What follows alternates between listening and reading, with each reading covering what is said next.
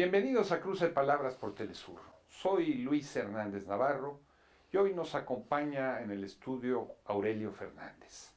Aurelio es muchas cosas, es economista, no tiene la culpa, es director del periódico La Jornada de Oriente, profesor en la Benemérita Universidad Autónoma de Puebla, especialista en desastres y ahora recién habilitado como historiador, un historiador de un personaje fundamental en la fundación y expansión del anarquismo español de finales del siglo XIX, principios del XX, Abelardo Saavedra Toro. Aurelio, muchas gracias por estar en este cruce de palabras. Hola Luis, gracias por invitarme. Abelardo Saavedra Toro, un personaje de finales del siglo XIX, que hace de todo en la vida. Se vuelve organizador de sindicatos, funda periódicos, organiza huelgas, es deportado a Cuba. En Cuba traba relaciones con los anarquistas mexicanos que luchan contra Porfirio Díaz y es juzgado por eso, regresa a España. Parece una figura sacada más bien de la literatura que de la historia. Sí, es cierto. Pero así eran muchos de ellos, ¿no? En realidad es como una serie de generaciones. Él empieza realmente a actuar ya muy grande, a los 40 años. Además quedándose viudo y con 4 hijos. Y se decide a meterse primero a una escuela, crear una escuela de trabajadores en Sevilla. Se regresa de Madrid a Sevilla, aunque él era andaluz, de Cádiz. Y empieza a hacer una escuela y luego se ve que se mete a la organización, de eso no hay documentos, pero lo meten los compañeros, como se decían entre ellos, a trabajar en los tranvías de Sevilla. Y es ahí cuando empieza su... Y lo despiden. Sí, con mucha suerte lo despiden en su primer movimiento. Exactamente. Bueno, pero gana la huelga, ¿no? Lo despiden y se va al interior, como se diría, a otros pueblos andaluces. En particular se va a Morón de la Frontera, donde funda una escuela otra vez y un periódico que se llamó La Voz del Terruño. Y aunque él había trabajado en un periódico conservador en Madrid, La Época, creo que como tipógrafo, tampoco hay la documentación, pero sabía el asunto, pero funda con sus propios recursos, hasta donde yo creo que pasó, funda el periódico, La Voz del Terruño, y empiezan una serie de huelgas de 1902 hasta 1904, muy intensas en pleno ascenso del campesinado, de la lucha de los jornaleros españoles en contra de los terratenientes. Exactamente. Por reivindicaciones que yo fui a encontrar, no en los periódicos anarquistas, como Tierra y Libertad y otros, El Productor y La Huelga General, en fin, sino en los periódicos convencionales, digamos, el Diario de Cádiz, el Diario de Sevilla, el Liberal, el Heraldo, también se llama, El País, había un País entonces. Entonces es muy interesante esa parte. Yo me clavé mucho con eso porque los historiadores, cuando yo les hablé, uno de sus biógrafos, Aurelio Fernández Sánchez, decía que había participado en la gran huelga campesina. Y yo a los historiadores, mis amigos allá andaluces, José Luis Gutiérrez Molina en primer lugar, les dije, bueno, ¿dónde hay documentos de la gran huelga campesina? Me vieron muy raro. Eso no existe. Dije, ¿no existe? Bueno, pero cuando me metí a los periódicos, encontré cosas increíbles de, por ejemplo, las demandas campesinas, ¿no? ¿Qué significa trabajar de sol a sol, Luis? Ese concepto que tenemos ahora. Allí la discusión era, sí, los jornaleros decían, sí, vamos a llegar a la hora que el sol, la aurora, ¿no? Empezamos con el sol. Pero la demanda era, denos media hora antes de que se ponga el sol para poder llegar a nuestros lugares de dormir, porque no siempre eran sus casas, con luz, por ejemplo, ¿no? Las demandas eran que los cigarritos, que uno va aprendiendo cosas que ahora ya no se usan, ¿no? Pero que los cigarritos en lugar de 5 minutos sean 10 minutos. ¿Qué eran los cigarritos? El descanso que había, 4 les daban al día, y en lugar de que 5 minutos se fumara el cigarrito, fueran 10. y que las comidas en lugar de 15 minutos fueran de media hora. Eran el tipo de demandas. Y hubo huelgas, detenidos, entre otros Saavedra. Entonces te vas dando cuenta de la movilización que hubo ahí y de las acciones de estos amigos. Es increíble. ¿Cómo es que se vuelven anarquistas? ¿Por qué se vuelven anarquistas, por ejemplo, y no socialistas o republicanos? Bueno, En el marco de una monarquía. Ajá, ahí había una historia de la disputa entre Marx y Bakunin, de la primera internacional y la segunda, que para ver quién ganaba más adeptos para la segunda ronda de la Asociación Internacional de Trabajadores, Bakunin manda a un italiano y a una buena flota a difundir las tesis de Bakunin para ganarle la partida a Marx, ¿no? Entonces la difusión del anarquismo es muy rápida, en Cataluña en parte y entre los campesinos andaluces. Hay un desarrollo simultáneo, intenso, en el proletariado catalán, básicamente, no exclusivamente, y el campesinado andaluz. Entonces es ahí cuando la metodología, digamos, de trabajo de ellos... Tú platicas de las famosas excursiones. Exacto. Ellos salían esa era una parte, ¿no? Digamos, empezaron a diseñar con Urales, el papá de la Federica, Montseny, que tenía el periódico Tierra y Libertad y la revista Blanca primero en Madrid, diseñaron campañas que le llamaron excursiones de propaganda. Y ellos se llamaban los excursionistas. Y además la gente los definía así y ellos están muy orgullosos de serlo, ¿no? Entonces iban a hacer mítines y organizaban. Para todo tenían que pedir permiso al gobierno hasta la fecha. Entonces ellos hacían esto, pero hacían algo abajo que no tenía que ver con eso, que era, llegaban a las poblaciones y creaban un grupo de afinidad entre los que se podía, las familias, los gremios, lo que fuera, el barrio, ¿no? Y entonces empezaban las lecturas en voz alta, por ejemplo, y los iban haciendo leer. Se detectaba el que no sabía leer y le enseñaban a leer. O sea, en ese sentido eran alfabetizadores. Y memorizaban. Sí. Y luego les leían. Exacto. Y luego los que no, les leían y ellos se memorizaban los textos y los iban difundiendo. Entonces se iba creando una contracultura.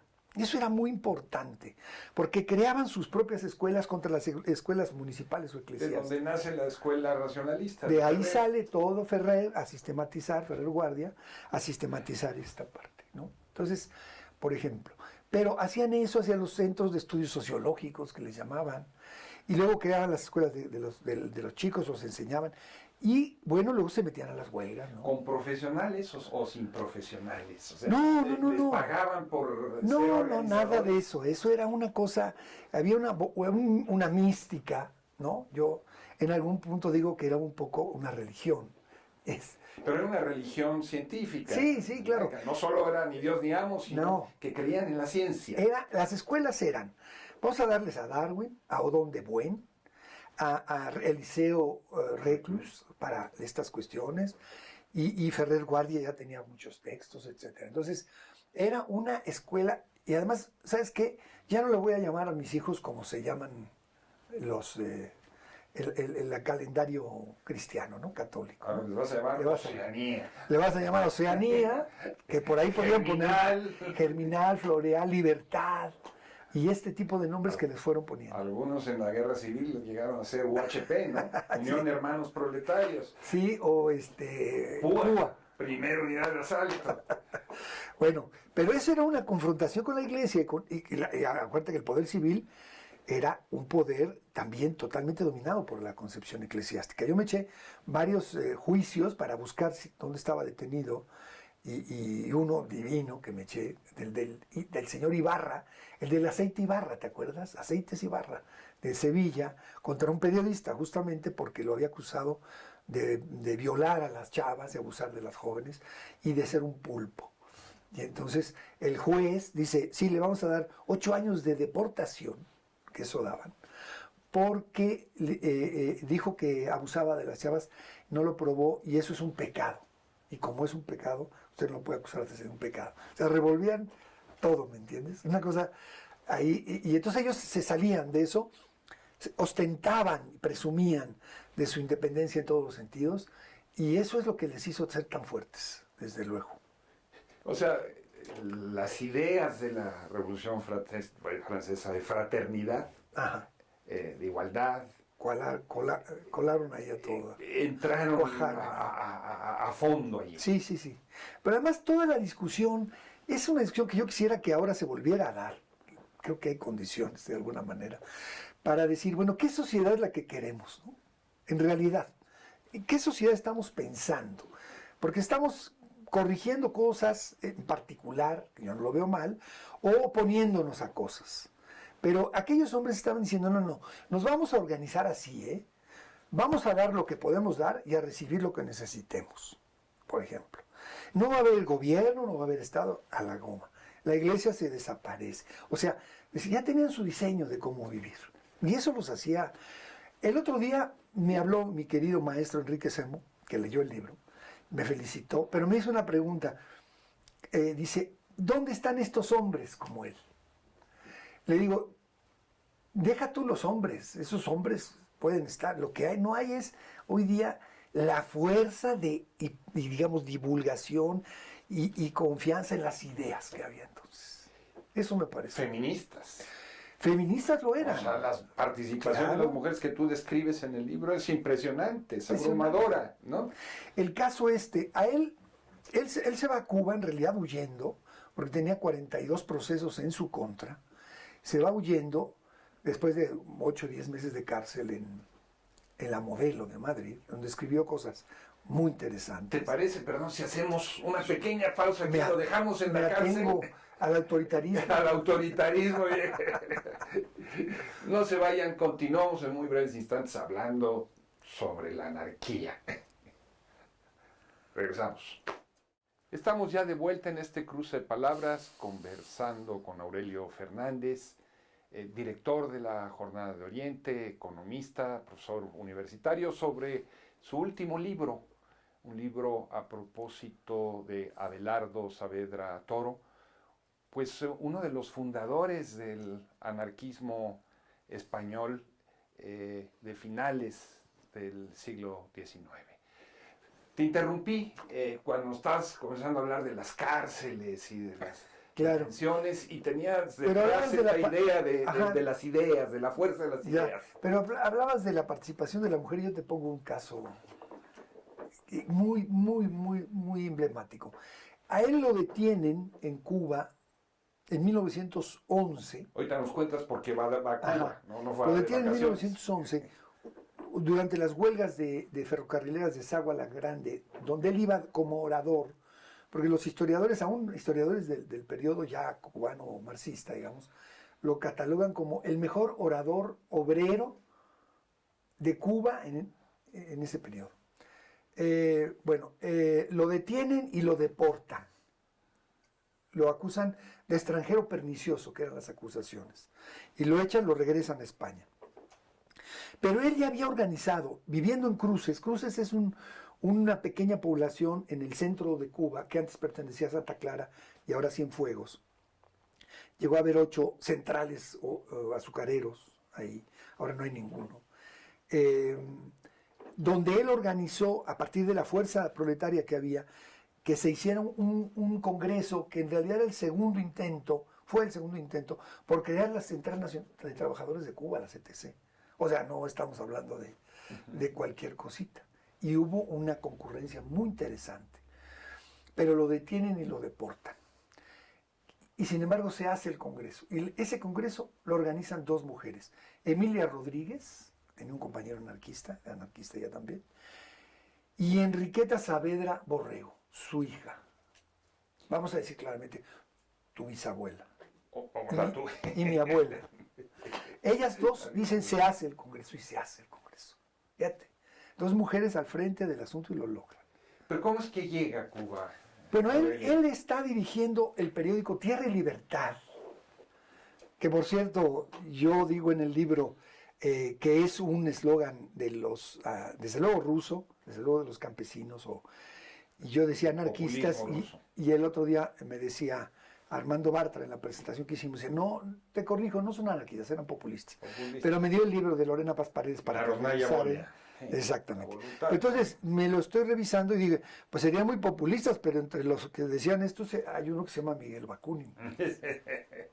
Bueno, pero él dirigía el periódico Tierra y Libertad cuando lo detienen, porque otro anarquista, muy interesante por cierto, Mateo Morral Roca, le tira una bomba al rey Alfonso XIII el día de su Es boda. el momento donde dentro del anarquismo se discute el papel del terrorismo individual Sí, y de sí. la misma presencia en los sindicatos, en fin, está eso en el aire. Sí, más los sindicatos todavía no era una discusión tan fuerte en ese año, sino la propaganda por el hecho que le llamaban. Es decir, vamos a matar al rey o al primer ministro o algo así, ¿no? Tampoco era ir a matar sicarios, sino al rey, pues digo, ¿para qué te vas? Entonces, este personaje muy interesante, que además era el bibliotecario de Francisco Ferrer Guardia en Barcelona, él era de Sabadell, bueno, tira la bomba, parece ser que rebota en el cable del tranvía que acababa de ser, los tranvías acababan de transitar de las mulas a la electricidad, rebota y en lugar de matar al rey y a la Victoria Eugenia de Battenberg, que ese día se casaban, mata a 24 sujetos que estaban viendo pasar el cortejo. Por supuesto, la represión no se dejó esperar, detienen a todos, a Saavedra, con su hijo, por cierto, también llamado Abelardo Saavedra, pues detienen a Ferrer Guardia, y a él es al que acusan de la bomba, ¿no? El que sobre todo, caso Ferrer. Ajá, el que sobre todo lo acusa es Millán Astray, pero no el Millán Astray de Unamuno, sino su padre. Tengo hasta las tarjetitas donde se fue Ferrer y tal, de él, de su puño y letra. Bueno, entonces lo detienen, lo meten a la cárcel, ya tenía 42 procesos en contra, y se la pasa hasta un indulto que hay al año siguiente, y cuando lo sacan, dice, ya tenía muchas invitaciones de los anarquistas cubanos, que eran cubanos y eran españoles, para que se fuera a Cuba a respaldarlos en la dirección del periódico Tierra y en las excursiones de propaganda. Entonces él calcula que la represión está muy fuerte, que lo van a volver a meter a la cárcel, se sube a un barco y se va a Cuba desde Coruña. Y por eso llega allá, ¿no? La familia lo seguirá, él llega en abril del 1907 y la familia llega en noviembre de 1907. Y su participación en la lucha contra Porfirio Díaz. Eso es muy interesante porque llega... Nos toca mucho a los mexicanos. Sí, por eso. Imagínate yo cuando voy descubriendo todas estas cosas, cómo era periodista, estaba en el periódico, era alfabetizador, hacía escuelas, era propagandista, organizador. Dices, chingaos, algo trae en el ajeno. Bueno, pero y cuando descubro, gracias al equipo de Jacinto Barrera Basols y de Alejandro de la Torre, descubro que él tenía un seudónimo que era Garín. Pero bueno, total, él llega a Cuba, se mete a la lucha. Es muy importante decir esto, él era un unificador, no era, o sea, daba duro con el anarquismo, pero trataba de organizar a los trabajadores de todas las corrientes, por eso hacía, y era muy, muy apreciado el viejo. Pero entonces, Tierra, que era este periódico que se hacía en La Habana, se colaba con las mercancías a Progreso, Yucatán, a Veracruz, a Tampico. Y en ese momento la represión porfirista era brutal. De hecho, los Flores Magón ya estaban en Los Ángeles, ¿no? ¿Estás hablando de qué año?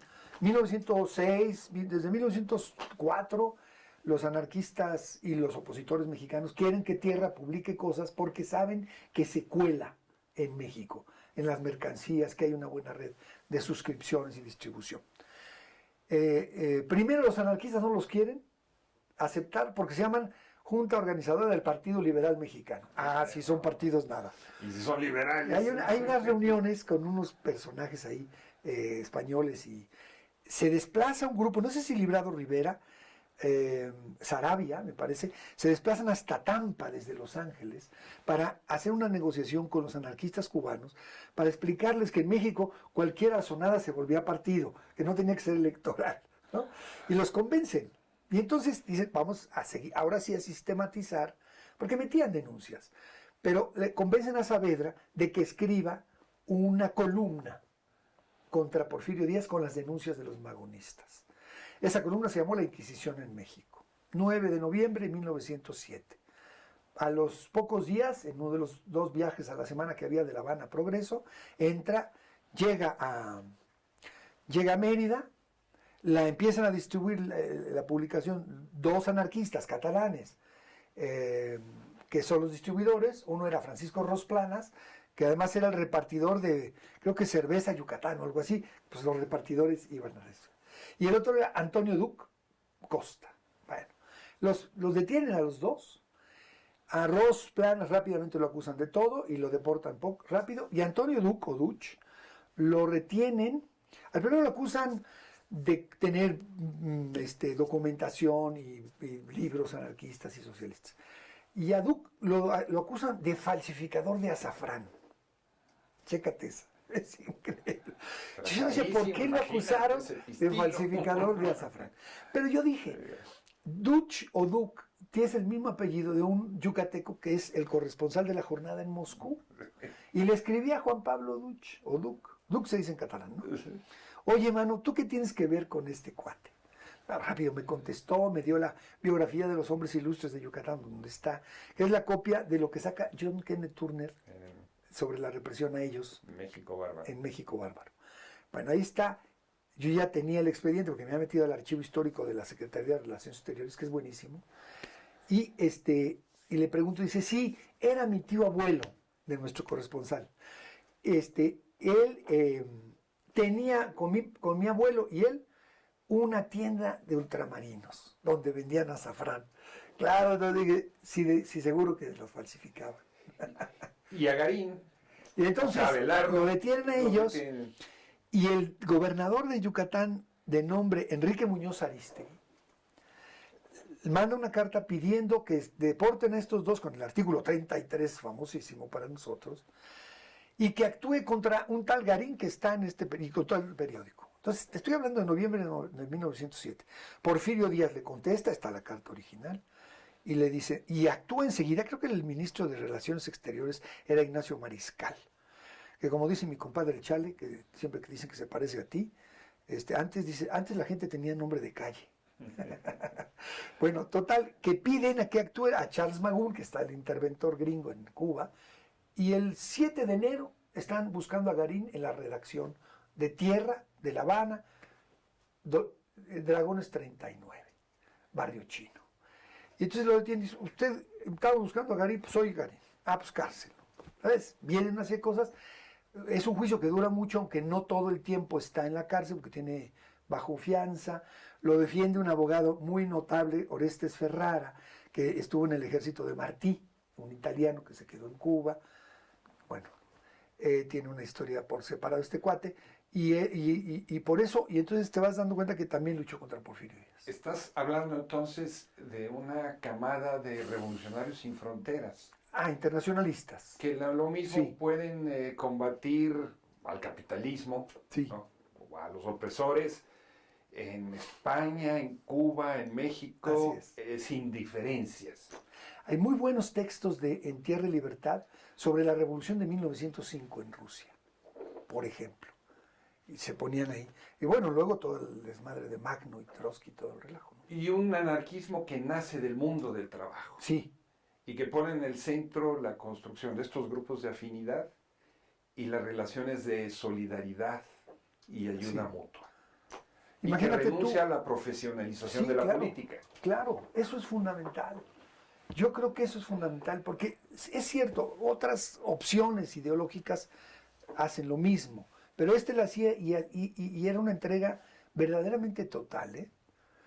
Era una cosa increíble. Esta contracultura de la que hablas, es una contracultura que llevan a sus hogares, no es solamente un asunto de crear instituciones alternativas, así es como viven. Así es como viven.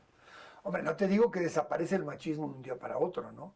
Porque hay un famoso pasaje donde un compañero le dice a Durruti, a Buenaventura Durruti, oye tío, ¿por qué estás lavando los trastes, la loza, ¿no? Y ¿por qué no? Dice, mi mujer está trabajando. O sea, todavía esas cosas, ¿ves? Había esa parte, pero desde luego era el combate, fíjate, por la igualdad de género, digamos, con las mujeres, por el control natal. Esto es muy interesante.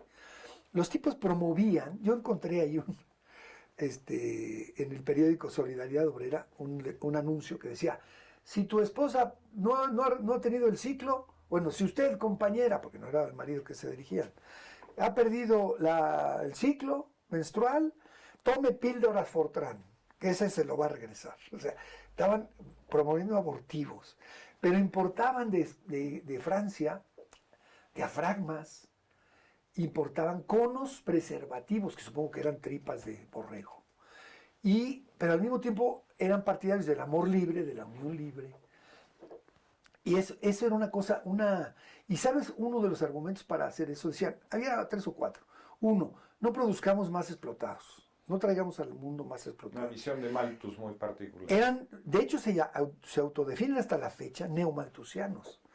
2, no traigamos al mundo carne de cañón para las guerras. Sabes, en Europa cada año y medio hay una guerra. 3, no presionemos a la naturaleza, porque la naturaleza es finita. Fíjate, un pensamiento de hace más de 100 años. Que se anticipó al futuro. Pero de calle. ¿Dónde se consigue tu libro? Fondo de Cultura Económica, en las librerías. Entiendo que ya hay en muchas ciudades. Y hay quien lo compra en Amazon también. ¿Sí? Sí. Aurelio Fernández, muchas gracias por traernos este trozo del pasado que es una anticipación. Sí.